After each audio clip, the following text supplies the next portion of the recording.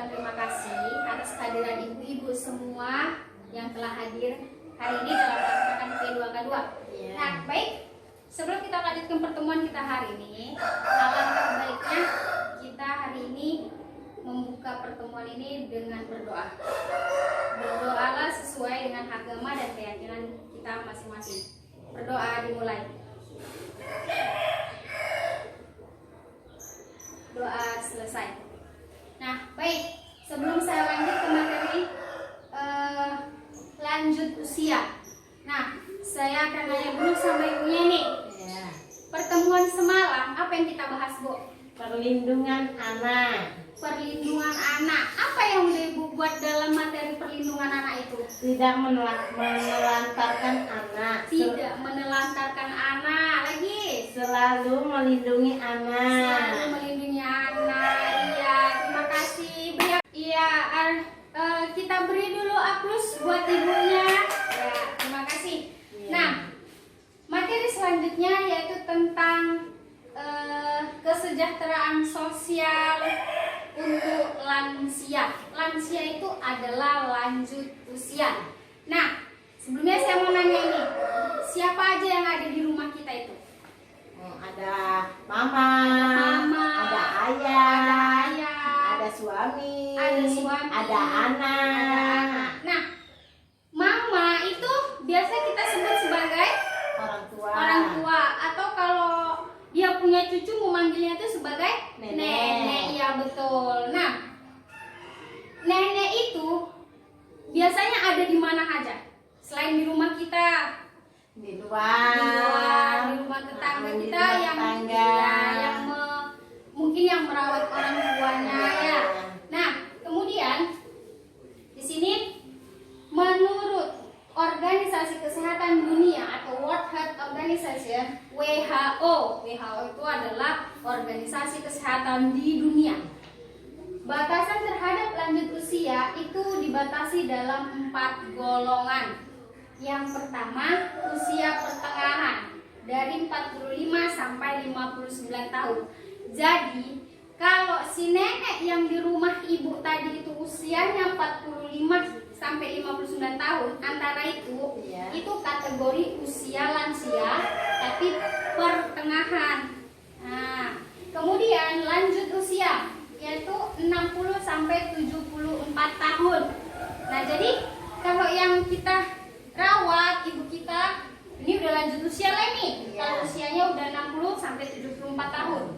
Lanjut usia tua yaitu 75 sampai 90 tahun. Yang keempat, lansia sangat tua yaitu di atas 90 tahun. Nah, Ibu Sri itu merawat mama atau nenek usianya berapa tahun? Usianya Udah berapa tahun si nenek yang di rumah? 80. 80, berarti nenek udah termasuk lanjut usia tua. Karena di sini adalah kategori yang 75 sampai 90 tahun. Nah, menurut Undang-Undang Nomor 13 Tahun 1998, ketentuan umum pasal 1 itu ada ayat 2, ada ayat 3 dan ayat 4. Ayat 2, lanjut usia adalah seseorang yang telah mencapai usia di atas 60 tahun. Nah, jika yang di PKH itu adalah yang 70 tahun baru bisa dapat PKH. Ya. Menurut ayat 3, lanjut usia potensial adalah lanjut usia yang masih mampu melakukan pekerjaan atau kegiatan yang dapat menghasilkan barang dan jasa. Jadi begini maksud yang ayat 3. Ibu-ibunya ini punya mama atau punya merawat nenek gitu ya. Nah, si nenek itu usianya udah di antara yang 4 ini. Ya, di antara yang 4 ini si nenek atau orang tua dari ibu itu masih bisa bekerja. Misalnya kalau kita di sekitar sini ini lagi ada nanam sawah ya, nanam padi. Nah, si nenek masih kuat nanam padi. Jadi jasanya dibayar. Kemudian dia menghasilkan jasa, dia menghasilkan uang. Artinya dia itulah yang dikatakan lanjut usia potensial. Walaupun dia udah 60 tahun, tapi dia masih bisa bekerja. Kemudian yang ayat 4, lanjut usia tidak potensial adalah lanjut usia yang tidak berdaya mencari nafkah sehingga hidupnya bergantung kepada bantuan orang lain. Nah, mungkin nenek yang ibu rawat, orang tua yang ibu rawat, ada yang usianya barunya 50 tahun, barunya 60 tahun. Tetapi mungkin keadaannya itu dia memang udah maaf ceritanya, maaf kami udah pikun, dia mungkin penglihatannya udah kabur, pendengarannya udah mulai berkurang, sehingga dia tidak bisa bekerja, dia tidak bisa menghasilkan jasa, dia hidupnya itu hanya bergantung pada orang lain. Mungkin dia makan dari anaknya, ya dibantu oleh anak atau cucunya, seperti itu. Itu kategori lanjut usia yang tidak potensial. Selanjutnya, nah, oke, baik, Mbak Nenek. Selanjutnya, mengapa kita harus peduli kepada lansia? Amanat dari Undang-Undang Nomor 13 Tahun 98 itu tentang kesejahteraan lansia itu memiliki hak yang sama dalam kehidupan bermasyarakat, berbangsa dan bernegara. Walaupun ibu yang di rumah itu udah tua, udah mungkin usianya udah 60 tahun, kalau dia masih bisa kita masih bisa kita mintai pendapat, kita harus minta pendapat kepadanya. Jangan kita acuhkan dia, jangan kita biarin dia, dia udah tua, dia udah nggak bisa itu ngasih pendapat. Nah, seperti itu ya Bu, karena dia punya hak yang sama dalam kehidupannya.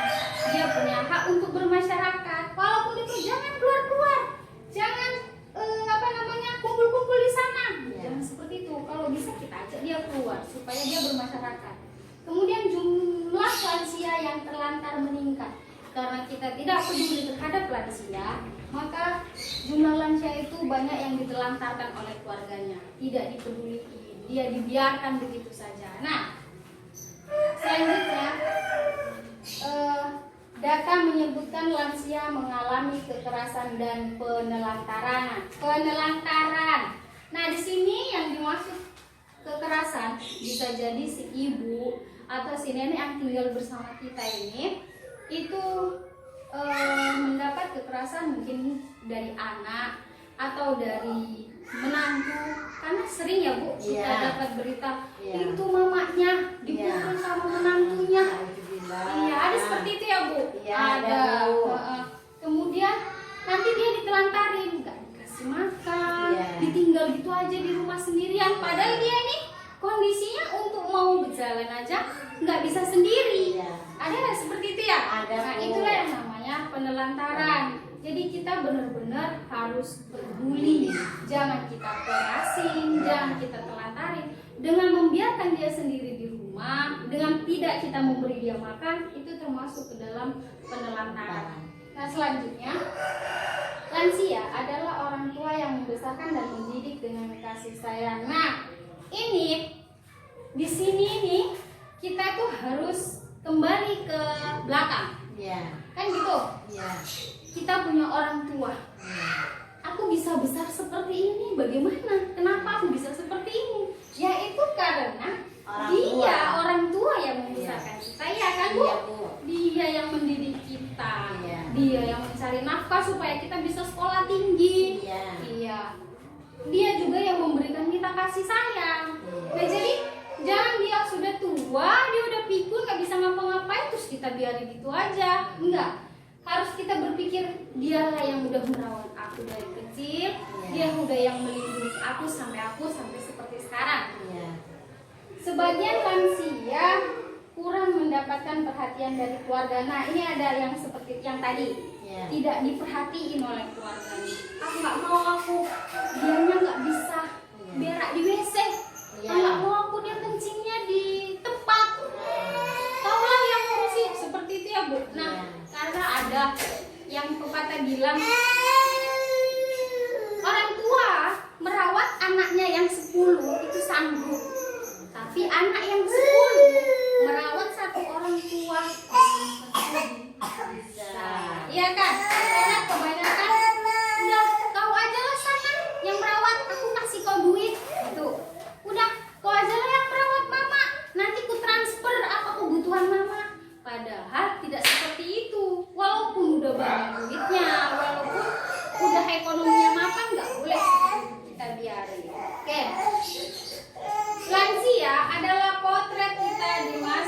yang akan datang. Nah, artinya itu kita berpikir. Nah, baik. Kita sambung sedikit lagi ya Bu. Iya. Lansia adalah potret kita di masa yang akan datang. Nah, di sini kita baru berpikir ke depan. Apa yang kita pikirin ke depan? Jika kita telantari dia, jika kita biarkan dia, mungkin umur kita ini panjang sampai kita 90 tahun, sampai kita pikun kita masih diberi umur panjang sama Allah. Artinya di situ kita udah termasuk sebagai lansia. Jadi kalau kita tidak peduli kepada mungkin nenek kita atau ibu kita, anggaplah seperti ini. Inilah aku, seperti inilah besok. Iya. Jadi kalau nggak aku rawat, bisa jadi nanti karma akan datang sama aku. Kalau aku biarin dia, kayak mana aku besok kalau seperti ini? Nggak dirawat sama anakku, nggak dikasih makan sama anakku, dibiarin gitu aja. Gimana aku? Jadi kita harus berpikir lansia adalah potret kita di masa yang akan datang. Kita tarik ke depan, bagaimana aku ke depannya jika aku seperti ini, tidak ada yang membantu, gitu ya. Iya, Bu. Kemudian panti lansia atau panti jompo itu terbatas. Jangan karena kita udah banyak duit, Iya. kita udah jadi konglomerat, mama kita ini kita letak aja di panti jompo. Nah, saya bayar setiap bulan. Nah, jangan seperti itu. Kenapa? Panti jompo itu terbatas tempatnya. Enggak setiap panti itu menampung orang tua yang dikategorikan dia lansia. Jadi memang di sini itulah kenapa kita harus peduli. Ya biar bagaimanapun kita yang udah memang punya orang tua, udah lansia, mungkin udah waktunya lah kita berbakti dengan cara kita merawatnya, dengan cara kita tidak menelantarkannya, tidak berbuat kekerasan kepadanya. Artinya itulah mungkin lebih susah dulu dia yang merawat kita kan gitu. Jadi ya sekarang apa salahnya kita untuk berbakti kepadanya? Iya. Itu juga bakal memperoleh yang namanya pahala yang besar untuk kita ya Bu. Iya, Bu. Nah, untuk sampai di sini bisa dipahami? Paham. Ada yang mau ditanya? Enggak. Udah bisa, udah ngerti ya? Udah, Coba yang punya ibu, yang merawat ibu di rumah, jangan cepat marah. Iya. Itu lagi, Iya. tarik aja. Oh iya, inilah aku seperti ini, aku bisa. Iya. Jadi aku harus sabar, aku harus sabar menghadapinya. Nah, baik. Kemudian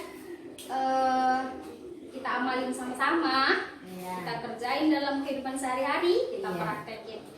Nah, mungkin sampai di sini pertemuan kita hari ini. Semoga pertemuan kita hari ini itu memberikan manfaat terutama bagi saya sendiri dan juga ibu-ibu semua. Iya, Bu. Alangkah baiknya kita tutup pertemuan kita ini dengan mengucap alhamdulillah. Alhamdulillahirabbil alamin. Saya akhiri wabillahi taufik wal hidayah. Assalamualaikum warahmatullahi wabarakatuh. Waalaikumsalam warahmatullahi wabarakatuh.